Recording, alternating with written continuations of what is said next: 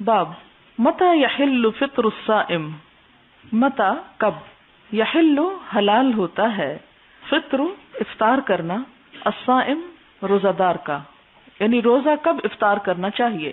وافطر ابو سعید الخدری حين غاب قرص الشمس، ابو سعید خدری نے اس وقت روزہ افطار کیا جب سورج کی ٹکیا غروب ہوگی، قرص کہتے ہیں ٹکیا کو، یعنی سورج چھپ گیا۔ حدثنا الحمیدی حدثنا سفیان حدثنا هشام بن عروہ قال سمعت ابی یقول سمعت عاصم بن عمر بن الخطاب عن ابیہ رضی اللہ عنہ قال قال رسول اللہ صلی اللہ علیہ وسلم اذا اقبل اللیل من ها هنا وادبر النهار من ها هنا وغربت الشمس فقد افطر الصائم، آپ صلی اللہ علیہ وسلم نے فرمایا کہ جب رات ادھر سے آ جائے، ادھر سے مراد یہ کہ مشرق کی طرف سے اندھیرا ہونے لگے، وہ ادبر النہار اور دن پیٹ پھیر جائے، منہا ہونا اس طرف سے یعنی دوسری طرف، مطلب یہ مغرب، وغربت الشمس اور سورج غروب ہو جائے، فقد افطر الصائم تو اس وقت روزہ دار روزہ افطار کر لے۔ حدثنا اسحاق الواسطی حدثنا خالد عن الشیبانی عن عبد الله بن ابی اوفا رضی اللہ عنہ قال كنا مع النبي صلی اللہ علیہ وسلم في سفر وهو صائم فلما غابت الشمس قال لبعض القوم يا فلان قم فاجدح لنا فقال یا رسول اللہ لو امسیت، یہ پیچھے بھی حدیث گزر چکی، یہاں تھوڑے سے نئے لفظ ہیں۔ مراد یہ ہے کہ آپ صلی اللہ علیہ وسلم کے ساتھ صحابہ کرام سفر پر تھے، تو جب سورج غروب ہو گیا تو آپ نے فرمایا کہ یا فلان اٹھو اور ستو گھولو ہمارے لیے، تو انہوں نے کہا اے اللہ کے رسول صلی اللہ علیہ وسلم لو امسیتا، اگر آپ شام کو ہونے دیں، یعنی ابھی شام نہیں ہوئی، ٹھیک ہے سورج غروب ہو گیا لیکن اندھیرا نہیں نظر آ رہا، قال انزل فاجدح لنا قال یا رسول اللہ فلو امسیت قال انزل فاجدح لنا قال ان علیک نہارا، تو اس پر انہوں نے کیا کہا کہ ابھی تو دن ہے، قال انزل فاجدح لنا، 3 بار جب اس نے کہا اور آپ نے 3 بار اس کو وہی بات دہرائی، یعنی آپ دیکھیں آپ کا انداز کتنا فرم تھا کہ اسی بات کو دوبارہ کرتے ہیں، پھر وہ پوچھتا ہے تو یہ نہیں کرتے اچھا دیکھو لمبی چوڑی باتیں کر کے نہیں سمجھاتے، اسی بات پہ قائم رہتے ہیں، اور ایک ہی لفظ بار بار آتا ہے انزل فاجدح لنا فنزل فجدح لهم، تو وہ شخص پھر آخر کار اترا اور اس نے ستو بنائے، فشرب النبی صلی اللہ علیہ وسلم، آپ صلی اللہ علیہ وسلم نے پیے، ثم قال اذا رأيتم الليل قد اقبل من ها هنا فقد افطر الصائم، آپ نے فرمایا جب تم دیکھو کہ رات کی تاریکی ادھر سے یعنی مشرق سے آ گئی تو روزہ دار کے افطار کا وقت آ گیا۔ یہاں ایک اور بات پتہ چلتی ہے کہ روزے کے لیے ستو پینا بھی یا شربت پینا یا کوئی ڈرنک سے روزہ کھولنا وہ بھی ٹھیک ہے، یعنی اگر کسی کو کھجور نہیں ملتی تو وہ یہ نہ کہے کہ میرے ثواب میں کمی ہو گئی، ہاں آپ نے اس کی تلقین کی ہے، لیکن سفر میں جیسے ہو سکتا ہے کہ یہاں آپ کے پاس کھجوریں نہ ہوں، اور یہ بھی ممکن ہے کہ آپ نے کھجور کھا لی اور اس کے بعد ستو پینا چاہتے ہوں۔ باب یفطر بما تیسر من الماء او غیرہ، پانی وغیرہ میں سے جو کچھ میسر آ جائے اس سے افطار کرنا، اور اس میں بھی یہی حدیث ہے۔ حدثنا مسدد حدثنا عبد الواحد حدثنا الشیبانی قال سمعت عبد الله بن ابی اوفا رضی اللہ عنہ قال سرنا مع رسول الله صلى الله عليه وسلم وهو صائم فلما غربت الشمس قال انزل فاجدح لنا قال يا رسول الله لو أمسيت قال انزل فاجدح لنا قال يا رسول الله إن عليك نهارا قال انزل فاجدح لنا فنزل فجدح ثم قال إذا رأيتم الليل اقبل من ها هنا فقد افطر الصائم واشار باصبعه قبل المشرق، آپ صلی اللہ علیہ وسلم نے اپنی انگلی کے ساتھ مشرق کی طرف اشارہ بھی کیا۔ پچھلی حدیث ہے جس میں تھوڑا سا اضافہ ہے۔ کچھ سوالوں کے جواب۔ روزے کی حالت میں سر کی مالش ہو سکتی ہے؟ جی ہاں بالکل ہو سکتی ہے، پہلے بھی میں بتا چکی ہوں کہ اس سے روزے پہ فرق نہیں پڑتا۔ بعض اوقات کھانے کی کوئی چیز دیکھ کر منہ میں پانی بھر جاتا ہے، اگر یہ پانی گلے سے اندر چلا جائے تو کیا روزہ ٹوٹ جائے گا؟ نہیں۔ اگر کسی کو قے آ رہی ہے مگر وہ قے حلق سے واپس چلی جاتی ہے تو کیا روزہ ٹوٹ جائے گا؟ اگر وہ خود ایسا نہیں کر رہا تو نہیں ٹوٹے گا۔ کیا روزے کی حالت میں مہندی لگا سکتے ہیں؟ بالکل لگا سکتے ہیں۔ روزے کی حالت میں جسم کے بال صاف کیے جائیں تو کیا روزہ مکروہ ہو جاتا ہے؟ نہیں، روزہ نہیں مکروہ ہوتا۔ روزے کی حالت میں اگر کوئی بھول کر جمع کر لے تو اس میں عورت کے لیے کیا حکم ہے؟ اس میں یہ کہ عورت پہلی بات تو ہے کہ وہ نہ بھولے ساتھ، اور دوسری بات یہ کہ اگر وہ روزے سے نہیں تو اس پر کوئی کفارہ نہیں، کیونکہ ایک شخص بھول سکتا ہے، 2 لوگ عموماً نہیں بھولتے، اور اگر ایک شخص نے روزہ رکھا ہوا اور اس کو یاد ہی نہیں تو اس صورت میں دوسرے فریق پر کوئی کفارہ نہیں۔ سوال ہے مسواک کی بہت تاکید ہے، مگر مسئلہ یہ ہے کہ عام بازار میں جو مسواک ملتی ہے بہت سخت قسم کی ہوتی ہے، مسواک ساری سخت ہوتی ہے، اس لیے کہ درخت کی ٹہنی اگر آپ کاٹیں گے تو وہ بھی ایک طرح سے سختی ہوگی. اصل بات یہ کہ ہمیں چونکہ عادت نہیں، اس لیے ہمارے دانت عادی نہیں ہوتے اس کو چبانے اور نرم کرنے کے، جس کے لیے تھوڑا وقت لگتا ہے. کچھ عرصہ اگر آپ کرتے رہیں تو آپ دیکھیں گے کہ آپ کے جو دانت ہیں وہ ویسے بھی مضبوط ہوں گے، وہ چبانا بھی آپ کو آسان ہو جائے گا. ایک تو ہماری غذائیں اب بلینڈر اور چاپر میں اتنی چاپ ہو گئی ہیں کہ ہماری دانتوں کی ایکسرسائز ویسے ہی نہیں رہی. پھر اوپر سے چاکلیٹس اور مٹھائیاں ایسی ہیں کہ جو ویسے ہی چبانے کی ضرورت نہیں، منہ میں ایسے ہی گھل جائیں. تو ایسی صورت میں جو دانتوں کی اصل ایکسرسائز، اور پھر آپ دیکھیں کہ دانتوں سے ریلیٹڈ ہے جسم کے باقی فنکشنز، تو جب دانتوں کی ایکسرسائز نہیں ہوتی تو اس کا پورے جسم کے اوپر ایک اثر پڑتا ہے. سوکھی مسواک کو آپ لا کے بھگو لیں، جب بھیگ جائے تو پھر اس کے بعد اس کو چبانا پڑتا ہے. ایک پراپر مسواک کے لیے کم از کم 15 منٹ لگتے ہیں. ہمارے پاس وہ 15 منٹ نہیں ہوتے، لیکن اگر آپ اس میں سے تھوڑا سا اسپیئر کر لیں کسی بھی طرح تو آپ دیکھیں گے کہ بہت زبردست قسم کی آپ چینج فیل کریں گے. میرے دانتوں سے خون نکلتا تھا، مسواک سے اللہ کے فضل سے بہت فرق پڑا، اور انشاءاللہ اور بھی فرق پڑے گا. آپ دیکھیں گے نہ صرف دانتوں سے خون نکلنا، اور بھی بہت سی بیماریوں کا علاج ہو جائے گا. باب 334 میں آیا کہ حضور روزے میں صبح اور شام ہر وقت مسواک کرتے، تو کیا ہم مسواک کی جگہ ٹوتھ پیسٹ استعمال کر سکتے ہیں؟ روزے کی حالت میں آپ نہ کیجیے، عام حالات میں بھی دن میں 5 مرتبہ ٹوتھ پیسٹ نہ کریں. ایک تو بجٹ پہ اثر پڑے گا، اور دوسرا یہ ہے کہ اس سے آپ کے دانتوں کا جو ہے انیمل اس پہ بھی اثر پڑے گا، کیونکہ اس میں کیمیکلز ہوتے ہیں اور کثرت سے کیمیکلز کا استعمال صحت کے لیے نقصان دہ ہے. اگلا انہوں نے لکھا ہے کہ اگر لوگوں کو مسواک کا زیادہ ہی شوق پڑ گیا تو یہ نہ ہو کہ جن کے دانت کمزور ہوں کل سے آپ کی میز پر دانتوں کا ڈھیر لگا ہو اور کہیں کہ ہم نے مسواک کی. بات یہ ہے کہ سنت کا مذاق اڑانے کا اس سے بہتر طریقہ شاید آپ کو نہ ملا ہو. ہمیں ہنسی مذاق ضرور کرنا چاہیے، یہ بھی مسنون ہے، لیکن دین کا مذاق نہیں. اور قرآن میں بار بار آپ پڑھیں گے کہ جو لوگ دین کا مذاق اڑاتے ہیں ان کے ساتھ مت بیٹھو، ان کے ساتھ مت شریک ہو. لہٰذا یہ ہنسنے کی بات نہیں ہے. جن لوگوں کے دانت کمزور ہیں وہ اگر 6 مہینے مسواک کریں اور اس کے بعد مجھے آ کے بتائیں کہ ان کے دانتوں پہ فرق پڑا ہے یا نہیں. لازمی طور پہ فرق پڑتا ہے. یہاں میں ایک بات آپ کو بتاتی چلوں کہ ایک جنگ کا موقع تھا اور مسلمان بار بار حملہ کرنے کے باوجود ناکام ہو رہے تھے. تو ان کو بڑا کانفیڈنس تھا کہ ہم اللہ کی خاطر نکلے ہیں اور اللہ کے دین کے لیے باہر آئے ہیں اور اللہ تعالیٰ کے ذمہ ہے ہماری مدد. قرآن پاک میں آتا ہے کہ ہماری ذمہ داری ہے کہ مومنوں کو مدد دیں.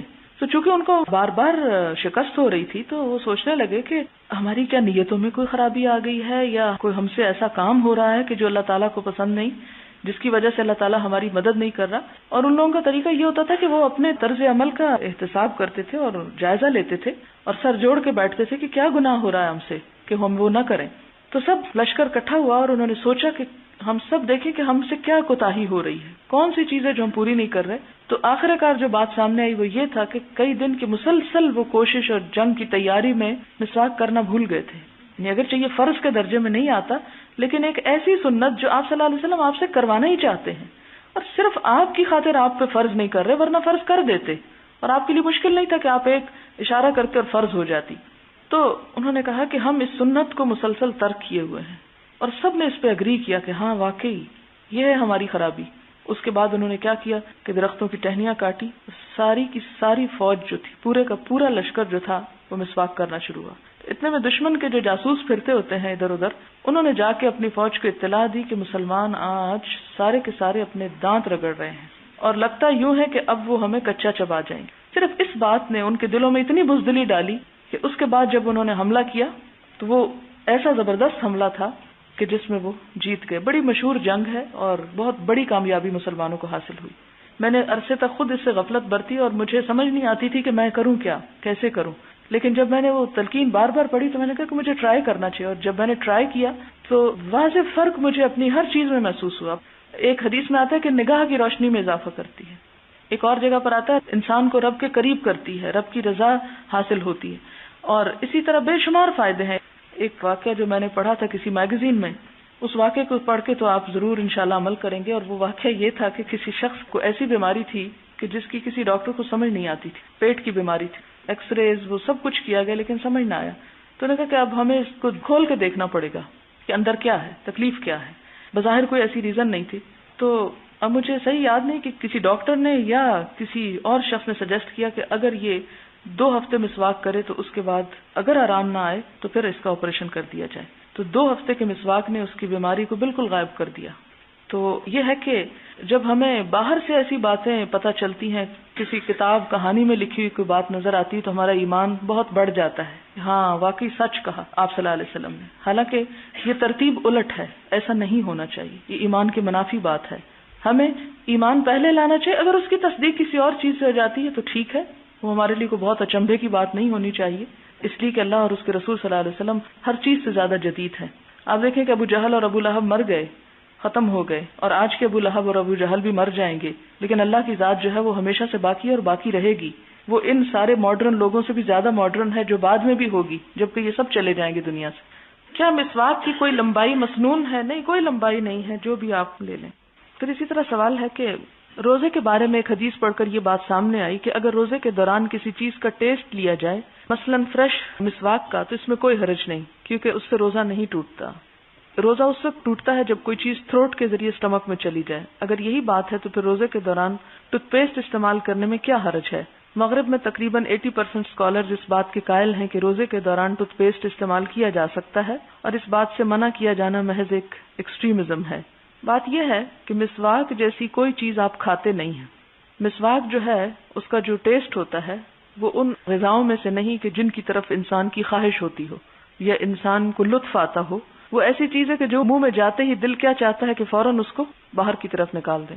وہ باعث لذت نہیں، جیسے پانی کیا ہے باعث لذت نہیں ہے، اس لیے اس کی کلی جو ہے وہ کی جا سکتی ہے. ٹوتھ پیسٹ میں احتیاط ضروری ہے. اگر اس پہ قیاس کیا جائے کہ مسواک کا بھی ذائقہ تو ٹوتھ پیسٹ کا ذائقہ، تو اس قیاس پہ تو ہم چیونگم کا بھی ذائقہ اور بہت ساری چیزیں ذائقے والی صرف لیتے چلے جائیں کہ ہم صرف منہ تک ہی رکھ رہے ہیں. تو اس طرح تو پھر بہت سی دوائیاں آپ کو معلوم ہے کہ جب وہ زبان پہ لگتی ہیں تو ان کا اثر جسم میں چلا جاتا ہے. تو آپ یہ بھی کر سکتے ہیں کہ آپ حلق کے اندر نہ لے جائیں، دوائی لے لیں، زبان پہ رکھیں تھوڑی دیر، پھر اس کو تھوک ڈالیں. اور کوئی اسی طرح چیز آپ کا دل چاہ رہا ہے، روزے کی کمزوری محسوس ہو رہی ہے، تو زبان میں لے کے پھر تھوک ڈالیں. تو آپ دیکھیں گے کہ وہ ٹیسٹ جو ہے وہ اس ٹیسٹ سے بالکل مختلف ہیں جس کو مسواک کہا جا رہا ہے. لہٰذا ان دونوں کے فرق ہونے کی وجہ سے، لیکن اگر آپ کو اطمینان ہے کہ وہ میٹھا ذائقہ آپ کو کوئی نقصان نہیں دیتا تو آپ کر لیجئے. اصل بات ہے تقویٰ کی اور احتیاط کی، کہ وہ چیز جس کا ذائقہ ایک غذا کے ذائقے سے ملتا ہے وہ اور چیز ہے، اور وہ چیز جس کا ذائقہ کسی غذا سے نہیں ملتا بلکہ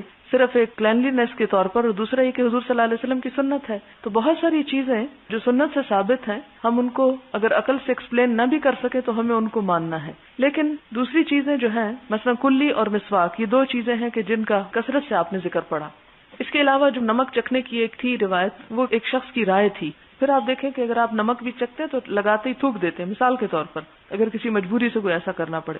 جبکہ ٹوتھ پیسٹ جب آپ کرتے ہیں تو برش ٹائم جو ہے وہ 2-3 منٹ سے 5 منٹ تک بھی ہو سکتا ہے، اور اس عرصے میں وہ سارا ٹیسٹ ایک طرح سے زبان میں جذب ہو کر کیفیت میں فرق کا سبب بنتا ہے. اور منہ کی جو ایک بساند ہے جو اللہ تعالیٰ کو بہت پسند ہے، اسے ٹوٹلی ایک خوشبو میں بدل دیتا ہے. جبکہ مسواک جو ہے اسے خوشبو میں نہیں بدلتا، ہاں اس میں کمی ضرور کرتا ہے. تو ان دونوں چیزوں کی جو کیفیت ہے اس کے فرق کی وجہ سے حکم میں فرق ہے، اور احتیاط کی وجہ سے بھی. اگر کچھ لوگ اس میں نہ سمجھتے ہوں کوئی حرج تو کر لیں. اصل بات کیا ہے کہ استفت قلبک ولو افتوکا، ہاں لوگ تمہیں فتویٰ دے دیں لیکن پھر بھی اپنے دل سے پوچھو کہ کون سا کام کس کے قریب تر محسوس ہوتا ہے.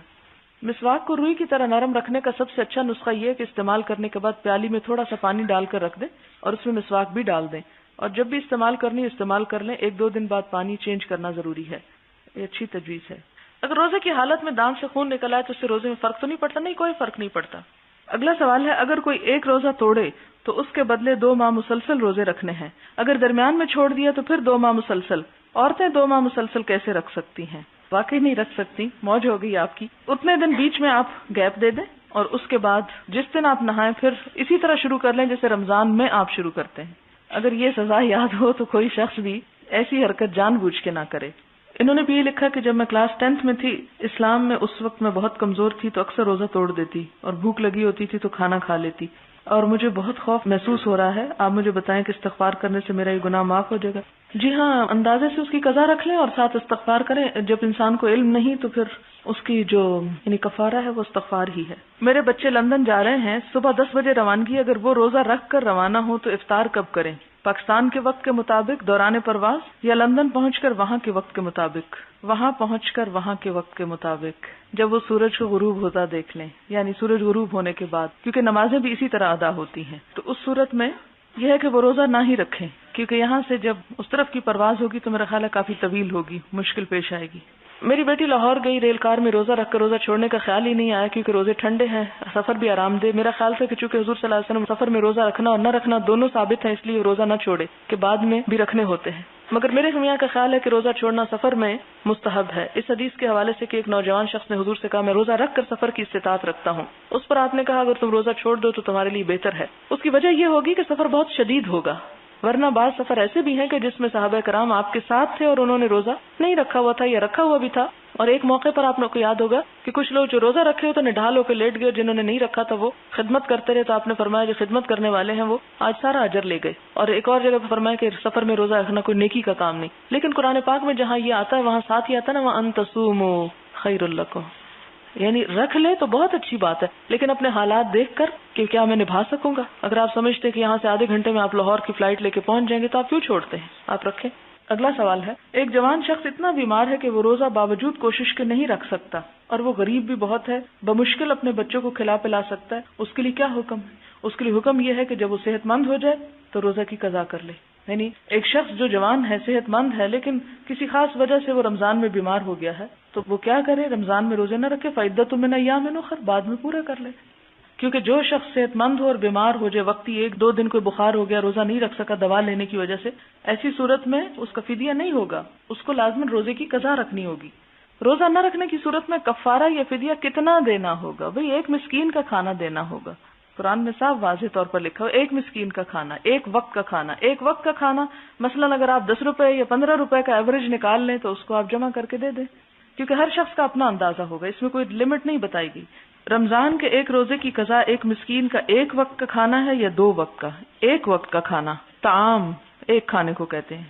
آپ سے درخواست ہے کہ روزوں کے کفارے کے بارے میں آج واضح کر دیں کہ آیا کسی کو روزہ ہی رکھوانا ہے یا ویسے اور کسی مد میں خیرات کی جا سکتی؟ بات یہ ہے کہ روزے کا جو فدیہ ہے وہ 1 مسکین کو کھانا کھلانا ہے، کھانا بھی کھلا سکتے ہیں، 1 مہینے کا مثلاً راشن بھی لے کے دے سکتے ہیں کسی کو، آپ کسی کو ویسے بھی پیسے دے سکتے ہیں. اور اگر کوئی آپ کو نہ ملے تو آپ الہدا میں جو 2 باکسز رکھے ہیں، ایک صدقات ہے اور ایک الہدا ہے. تو جو صدقات کا ڈبہ ہے وہ غریبوں، مسکینوں، یتیموں کے لیے جاتا ہے، اس میں بھی آپ فدیہ ڈال سکتے ہیں، جو بھی ڈالنا چاہیے، کسی کو بھی آپ دے سکتے ہیں. تو اس میں یہ کہ کسی ضرورت مند کی کوئی بھی ایسی ضرورت پوری کرنے سے وہ فدیہ ادا ہو جاتا. اس میں شرط نہیں کہ ضرور وہ آپ کے لیے روزہ ہی رکھے، وہ روزہ نہ بھی رکھے تو بھی کوئی بات نہیں. برائے مہربانی واضح کیجیے کہ روزے کی رخصت کی اصل روح کیا ہے؟ سخت الجھن کا شکار ہے. قرآن پاک میں خود بتا دیا گیا یرید اللہ بکم اليسر ولا یرید بکم العسر، تو وہاں پر ساتھ ہی حکمت موجود ہے. پریگننسی میں روزہ معاف ہے یا بعد میں رکھنا ہوگا، یا کسی کو روزہ رکھوا سکتے ہیں؟ روزہ رکھوانے کی صورت میں کسی شخص کو گھر پر بلا کر سحر و افطار کرائی جائے گی یا ہر روز کھانے کا سامان دے دیا جائے؟ اس میں آپ دیکھیں کہ پریگننسی میں روزہ معاف نہیں ہے، اس میں آپ فدیہ دے سکتے ہیں اور بعد میں جب موقع ہو آپ رکھ لیں. اگر فدیہ دے رہے ہیں تو شرط نہیں کہ اسے گھر پہ بلائیں، یہ بھی شرط نہیں کہ آٹا ہی اس کو دے کے آئیں. اتنی قیمت جو ہے ایک کھانے کی اوسطاً آپ روز یا اکٹھی ہی صدقہ کر سکتے ہیں، یا پورے مہینے میں جو خرچ کھانے پر آئے اتنے روپے دے دیے جائیں. جی ہاں، یہ بھی درست ہے. تو پھر کیا معلوم وہ روزہ دار اپنے پر استعمال کرے یا گھر کا کوئی دوسرا فرد جو روزہ نہ رکھتا ہو، یہ اس کا معاملہ ہے. آپ کا فدیہ ادا ہو گیا، اب آپ اگلے کو پابند نہ کریں کہ وہ خود ہی کھائے. ہو سکتا ہے اس کے گھر میں کوئی بیمار پڑا، اس کی دوائی لے آئے، تو آپ کا فدیہ ادا ہو گیا. ایک خاتون جو ایسی حالت میں ہے کہتی ہے کہ اگر ایسی حالت میں روزہ معاف نہیں تو روزے رکھے گی کیونکہ بعد میں مشکل ہو جاتا ہے. نہیں، مشکل نہیں ہے، انسان کوشش کرے تو رکھ ہی سکتا ہے، لیکن اس سے ٹھیک کھایا پیا بھی نہیں جاتا. اور اس کا شوہر کہتا ہے کہ یہ جرم ہے، بچے پر اور اپنے پہ ظلم کرو گی. وہ درست کہتا ہے، روزہ نہیں رکھنا چاہیے اس کو. اس میں آپ دیکھیں کہ ابھی چھوڑ دے تو چھوڑنے کا اجر ہوگا اور بعد میں رکھے گی تو رکھنے کا پھر اجر مل جائے گا. سوال ہے، میرے 2 بچے ہیں، پچھلے رمضان میں اپنی بیٹی کو فیڈ کرواتی رہی، اس لیے میں روزے نہیں رکھ سکی. اس دفعہ بھی میں نفاس کی وجہ سے روزے نہیں رکھ سکتی. برائے مہربانی کفارہ بتا دیجیے. اس کو کفارہ نہیں کہیں گے، اس کو فدیہ کہیں گے. آپ 1 روزے کے بدلے 1 مسکین کو کھانا کھلا دیں پچھلے اور اس سال کی نیت سے، اور جب آپ بچوں سے فارغ ہو جائیں اور آپ کو صحت ہو جائے تو کوشش کریں کہ ان کی قضا بھی پوری کر دیں. اس میں پھر رائے میں اختلاف ہے. بعض ائمہ کہتے ہیں کہ پریگننٹ خاتون اور جو فیڈنگ مدر ہیں ان کے لیے فدیہ بھی کافی ہے، لیکن دوسری رائے کے مطابق قضا ضروری ہے. اس لیے اگر فی الحال آپ فدیہ دے دیں اور جب آپ اس سارے عمل سے فارغ ہو جائیں آئندہ زندگی میں تو پھر احتیاطاً روزے بھی رکھ لیں. لیکن اگر کسی وجہ سے نہ رکھے جا سکے کیونکہ زندگی کا تو کچھ خبر نہیں ہوتی تو اس صورت میں اللہ تعالیٰ انشاءاللہ فدیہ بھی قبول کر لیں گے. بچوں کے پیدائش پر روزے چھوٹ گئے، ان کی تعداد معلوم نہیں، فدیہ پورے مہینے کا دے دیں؟ جی ہاں، بہتر ہے پورے مہینے کا ہی دے دیں تاکہ شک نکل جائے. آپ دیکھیں کہ وہ حدیث ہمیشہ یاد رکھیں جس میں آپ صلی اللہ علیہ وسلم نے فرمایا دع ما یریبک الی ما لا یریبک، وہ چیز چھوڑ دو جو تم کو شک میں مبتلا کرتی ہے اور اس چیز کو اختیار کرو جس سے تم شک سے باہر نکل جاؤ.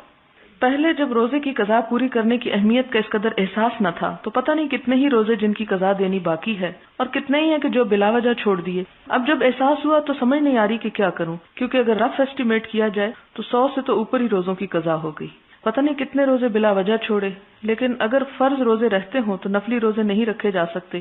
میں نے ارادہ کیا تھا کہ رمضان کے علاوہ بھی تمام مسنون روزے رکھا کروں گی، مگر پھر یہ خیال آتا ہے کہ جب تک فرائض ہی نہیں پورے تو نفلی عبادت کا کیا فائدہ. آپ اس طرح کر سکتے ہیں کہ ان مسنون دنوں میں جیسے ایام بیز ہیں یا اس کے ساتھ سوموار اور جمعرات کا روزہ ہے تو آپ ان دنوں میں قضا کی نیت سے بھی رکھ سکتے ہیں. اس میں یہ کہ عام دنوں میں بھی رکھ سکتے ہیں، اور ان دنوں میں رکھنے سے یہ ہے کہ چلے آپ کے دل میں جو سنت کو فالو کرنے کی حسرت ہے وہ بھی پوری ہو جائے گی، اگرچہ وہ نفلی روزے کا ثواب نہیں ہوگا بلکہ فرض کی ادائیگی ہوگی، کیونکہ روزے واحد عبادت ہے جس کا قرآن پاک میں قضا کرنے کا حکم دیا گیا. بہت تاکید ہے اس پہ، فعدۃ من ایام اخر، کہ دوسرے دنوں سے گنتی پوری کرنی ہے. نہیں رکھ سکتے تو فدیہ دو. ایسی صورت میں یہ ہے کہ اگر آپ سمجھے کہ بہت ہی زیادہ ہے تو اس کا فدیہ ادا کر دیں، کیونکہ زندگی کا کچھ پتہ نہیں. اور اس کے بعد آپ ساتھ ساتھ یہ بھی کر سکتے ہیں کہ جب آپ مسنون رکھنے لگے کم از کم 1 سال کے لیے یا 2 سال کے لیے آئندہ ایسے رکھتے چلے جائیں تو انشاءاللہ تعالیٰ وہ ایک طرح سے کفارہ ہو جائے گا. لا علمی کی وجہ سے جو فرد روزے نہیں رکھے ان کی تعداد بھی یاد نہیں. ایسی صورت میں کیا کیا جائے؟ ایک اندازہ کر لیا جائے اور اندازے کے ساتھ آپ رکھ لیں، اور اگر بہت زیادہ بن جائیں تو آپ فدیہ چکا دیں اور جتنا جتنا سہولت ہو رکھتے چلے جائیں. کیا عورت اپنے قضا روزے رکھنے کے لیے شوہر سے اجازت لے گی؟ نہیں، قضا روزوں کے لیے اجازت نہیں ہوگی کیونکہ وہ بھی فرض کے زمرے میں آتے ہیں. اگلا سوال ہے اگر حیض ظہر کی نماز کے بعد شروع ہو تو کیا روزہ مکمل کر لینا چاہیے؟ نہیں، اگر عصر کی نماز کے بعد بھی شروع ہو تو نہیں ہو سکتا. اگر مغرب کی نماز کے 5 منٹ پہلے بھی شروع ہو جائے تو روزہ نہیں ہوگا. جتنا آپ نے گزارا وہ ثواب آپ کو مل گیا، آپ کو ثواب چاہیے نا، لیکن قضا آپ دوبارہ رکھ لیں. ایک خاتون کو پیریڈز کے دوران بخار ہو جاتا ہے، بیماری زیادہ ہو جانے کے ڈر سے وہ غسل نہیں کر پاتی اور روزہ بھی رکھنا چاہتی تو تیمم کر لیں. یعنی اگر پیریڈز میں بخار ہے اور نہانا ہے پیریڈز کے بعد تو نہا نہیں سکتی کہ بیماری بڑھ جائے گی تو اس وقت وہ تیمم کر لیں، اور جب 1 دن یا 2 دن یا جس وقت بھی وہ سمجھیں کہ وہ ٹھیک ہو گئی ہیں تو اس کے بعد غسل کر لیں. اگلا سوال ہے اگر کسی کی عادت حیض کے بعد دن کے 11 بجے پاک ہونے کی ہو کیا وہ روزہ رکھ کر 11 بجے نہا لے تو روزہ ہو جائے گا؟ نہیں، ایسی حالت میں روزہ نہیں ہوتا. روزے کی لمٹ کہاں سے شروع ہوتی ہے؟ سحری کے وقت سے. مثلا آپ کو سحری کے وقت نہانا تھا لیکن ٹائم نہیں ملا، آپ سحری پکاتے رہے، پھر کھاتے رہے، پھر برتن سمیٹتے رہے. اس کے بعد یہ ہے کہ آپ کو تھوڑا شک بھی تھا کہ میں ذرا ڈیلے کر لوں، آخری ٹائم پہ لے جاؤں، کیونکہ بعض اوقات آخری وقت میں تھوڑا شک بھی پڑ جاتا ہے، 1 گھنٹہ آگے پیچھے بھی ہو جاتا ہے. تو ایسی صورت میں اگر آپ نہا رہے اور نہاتے نہاتے سورج بھی نکل گیا مثال کے طور پر، تو سورج اس وجہ سے تو نہ نکالے کہ آپ برتن دھو رہے تھے، اس وجہ سے سورج اگر نکل گیا ہے کہ آپ کو شک تھا اور شک دور کرنے میں آپ نے سوچا کہ تھوڑا سا میں اور ویٹ کر لیتی ہوں تو وہ تو ٹھیک ہے. لیکن 10 بجے اور 11 بجے نہا کر جبکہ صبح تھوڑی بہت بلیڈنگ یا اسپاٹنگ بھی ہوئی ہو یا ایسا ڈسچارج ہوا ہو تو سحری کھانے کے وقت کے بعد مثال کے طور پر اذان کے وقت اگر اس کے 15 منٹ بعد یا آدھے گھنٹے بعد آپ چیک کرتی ہیں اور آپ ابھی پاک نہیں، آپ دیکھتے ہیں کہ ابھی ڈسچارج جو ہے وہ یلوش ہے مثال کے طور پہ، تو وہ پھر روزہ نہیں ہوگا. سوال ہے آپ نے نماز کے بارے میں بتایا کہ اگر نہ پڑھنی ہو تب بھی جھوٹ نہ بولا جائے. روزے کے سلسلے میں بھی یہی مشکل ہے. اب یہ مشکل میں تو آسان نہیں کر سکتی، اس میں یہ ہے کہ کوئی اعتدال کا رستہ آپ اپنا لیں اور ہر شخص اپنی سمجھداری کے ساتھ اس معاملے کو حل کر سکتا ہے، کیونکہ کوئی بھی شخص اتنا احمق نہیں ہوتا کہ اس کو نہ پتا ہو کہ ایک عورت روزہ کیوں نہیں رکھ رہی. تو اس میں طرف نظر کرنا چاہیے دونوں طرف سے، اور کم از کم آپ اپنے بچوں کی ایسی تربیت کریں کہ بڑے ہو کر وہ مشکلیں پیدا نہ کریں. اب مثال کے طور پر جب میری بڑی بچی کو پیریڈز ہوئے تو 2 چھوٹی کو نہیں پتا تھا، لیکن ان کو میں نے بتا دیا کہ ان دنوں میں نماز نہیں پڑھنی ہوتی اور آپ کے ساتھ بھی ہوگا، اور بہت آرام کے ساتھ میں نے سب کچھ ایکسپلین کر دیا کہ یہ بالکل ایک نیچرل چیز ہے. جس طرح آپ کے جسم سے اور چیزیں نکلتی ہیں اسی طرح بلیڈنگ بھی ہوتی ہے، اور اس میں چونکہ خون ایک گندی چیز ہے اس لیے جب تک وہ نکلتا ہے تو نماز نہیں پڑھنا ہوتی. تو اس کے بعد کبھی مشکل نہیں کہ وہ بڑی کو پوچھیں کہ اچھا تم نے نماز کیوں نہیں پڑھی، یا ایک دوسرے کے ساتھ لڑائی جھگڑا کریں. تو اس میں ایک سمپل الفاظ میں بچے کو آپ ایکسپلین کر دیں، اتنے سسپیشنز اور ایک چھپانے اور ایسے کام کرنے کی بجائے. اس میں مشکل یہ ہوتی ہے کہ پھر ان کو پتہ تو چل ہی جاتا ہے، یعنی کسی نہ کسی طریقے سے. پھر جب آپ ان کو نہیں بتاتے تو وہ اپنی سہیلیوں کے پاس ادھر ادھر جا کے پوچھتے ہیں، اور وہ غلط سلط باتیں، کوئی ڈراتا ہے، کوئی خوف زدہ کرتا ہے. کوئی اور اس قسم کی باتیں بتائے گا کہ جس میں کچھ سچائی ہوگی، کچھ جھوٹ ہوگا، تو اس سے آپ کے بچے کے اندر ایک نفسیاتی طور پہ یعنی کمپلیکس پیدا ہو جائے گا. تو بہتر ہے کہ آپ اس کو فطرت کا یہ پروسیجر خود سمجھا دیں. اس کے سمجھانے میں کوئی حرج نہیں. جس طرح ایک انسان مثال کے طور پر روزمرہ اپنی ضروریات سے فارغ ہوتا ہے، وہ بھی فطرت کا ایک نظام ہے. تو بالکل اسی طرح پیریڈز کا آنا ایک مخصوص عمر میں، یہ بھی فطرت کا ایک نظام ہے. تو اس میں اس کو آپ حوصلہ دیں، تسلی دیں، کیونکہ عموماً بچیاں گھبرا جاتی ہیں، خوف زدہ ہو جاتی ہیں، کیونکہ مائیں ان سے ہمیشہ ہر چیز چھپا کے ہی رکھتی ہیں.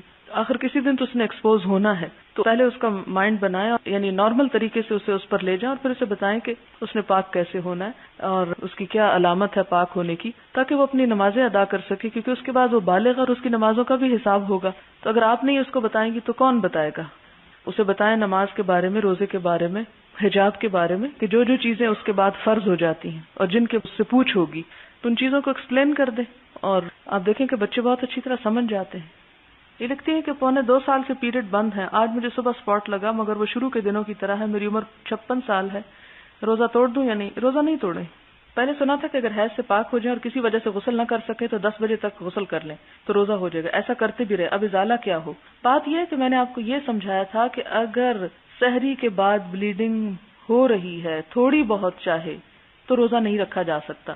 لیکن اگر بلیڈنگ ختم ہو چکی ہے اور آپ مثلا سو رہے تھے اور سوتے رہ گئے، اٹھے تو 10 بجے ہوئے تھے اور آپ سمجھیں کہ آپ پاک تھے اور ہیں تو نہانا ہے، تو اب آپ اگر ویسے ہی جسے بغیر کھائے روزہ بھی رکھ رہے ہیں اور نہا بھی رہے ہیں تو ایسا کیا جا سکتا ہے. لیکن یہ میں نے اس لیے منع کیا تھا کہ اگر آپ پاک ہی نہیں ہیں اور 10 بجے پاک ہو رہے ہیں تو 10 بجے تو روزہ نہیں شروع ہو سکتا نا، اور ناپاک شخص کا بھی روزہ نہیں ہوتا. روزے کی حالت میں اگر یہ محسوس ہو کہ شاید پیریڈ شروع ہو گئے ہیں اور چیک کرنے پر گرینش ڈسچارج بھی محسوس ہوا اور روزہ توڑ دیا، اس کے بعد چیک کیا تو کچھ بھی نہیں تھا، اس کے علاوہ 2 نمازیں بھی چھوٹ گئیں، پھر افطار بھی کیا، مغرب کی نماز بھی پڑھ لی، مگر یہ بات سمجھ نہیں آ رہی کہ کیا وہ روزہ ہوگا یا نہیں. وہ روزہ جو آپ نے توڑ دیا وہ روزہ کیسے ہوگا؟ اس میں یہ ہے کہ اس کا کیا کیا جائے. بس اب جو روزہ توڑ چکے ہیں اس کا روزہ آپ دوبارہ رکھ لیں. ویسے مجھے یہ سمجھ نہیں آتی کہ اتنی جلدی میں روزہ توڑنے کی کیا ضرورت تھی. جب تک آپ کو یقین نہ ہو جائے تو روزہ توڑنا نہیں چاہیے، کیونکہ یہ ایک وہم کی بات ہے. ایک شخص نے ساری زندگی روزے نہ رکھے ہوں تو اس کی قضا اور کفارہ وہ کیسے دے؟ اگر وہ خود پرواہ نہ کرے تو کیا اس کی اولاد اس کی طرف سے فدیہ دے سکتی ہے؟ کیا اس طرح کفارہ ادا ہو جائے گا؟ اگر وہ شخص زندہ ہو تو اس کو سمجھانے کی کوشش کرنی چاہیے اور اس کا احساس کرنا نہایت ضروری ہے. اولاد ٹھیک ہے والدین کی طرف سے دعائیں بھی کر سکتی ہے، صدقہ خیرات بھی کر سکتی ہے، کفارہ بھی دے سکتی ہے، حتیٰ کہ روزے رکھ بھی سکتی ہے اس کے حصے کے. لیکن جب تک ایک شخص خود ریئلائز نہ کرے کہ یہ میرا فرض ہے اور میں اس پر توبہ کرتا ہوں تو اس وقت تک دوسرے کا کیا کتنا فائدہ دے سکتا ہے. تو اس کو احساس دلانا چاہیے کہ ٹھیک ہے جو ہو چکا سو ہو چکا، اب وہ فدیے کی شکل میں یا کسی بھی شکل میں ریئلائز تو کریں، وہ بہت ضروری ہے. کیا کسی زندہ شخص کے لیے بھی روزہ رکھا جا سکتا ہے؟ آپ قرآن پاک میں پڑھ چکے ہیں کہ من کان منکم مریضا او علی سفر فعدۃ من ایام اخر. وہ خود گنتی پوری کرے، اور اگر گنتی نہیں پوری کر سکتا تو کیا کرے؟ فدیۃ طعام مسکین، مسکین کو کھانا کھلائے. لہذا جس حدیث کی وجہ سے آپ کو یہ کنفیوژن ہوا ہے وہ یہ ہے کہ اگر کوئی شخص مر جاتا ہے اور اس کے وارث یہ ڈیسائیڈ کرتے ہیں کہ ہم اس کی جگہ روزہ رکھ دیتے ہیں تو فرض روزہ رکھنے کی اجازت ہے. کسی کے لیے نفلی روزہ رکھنے کا بھی کوئی ثبوت نہیں. یہ دراصل ایک طرح سے قضا ہے، قرض ہے جو میت کی طرف سے دینا ہوتا ہے. ورثاء کو مال کا قرض بھی دینا ہے اور روزے کا آیا ہے، نماز کا وہ بھی نہیں آیا. آپ نے مسواک کی سنت کا مذاق اڑانے کی تنبیہ کی تو مجھے خیال آیا کہ واقعی سنتوں کا مذاق اڑانا تو لوگوں کی روزمرہ زندگی کا جز بن چکا ہے. اگر ہم لوگ خود سے نہیں بھی اڑاتے تو سنتے ضرور ہیں اور منع بھی نہیں کرتے. آپ صلی اللہ علیہ وسلم کے طریقوں کا تو مذاق اڑاتے ہیں اور اس پر خوش فہمی بھی ہے کہ قیامت کے دن آپ صلی اللہ علیہ وسلم ہماری سفارش کریں گے. سبحانک اللہم و بحمدک نشہد ان لا الہ الا انت نستغفرک و نتوب الیک. والسلام علیکم ورحمۃ اللہ.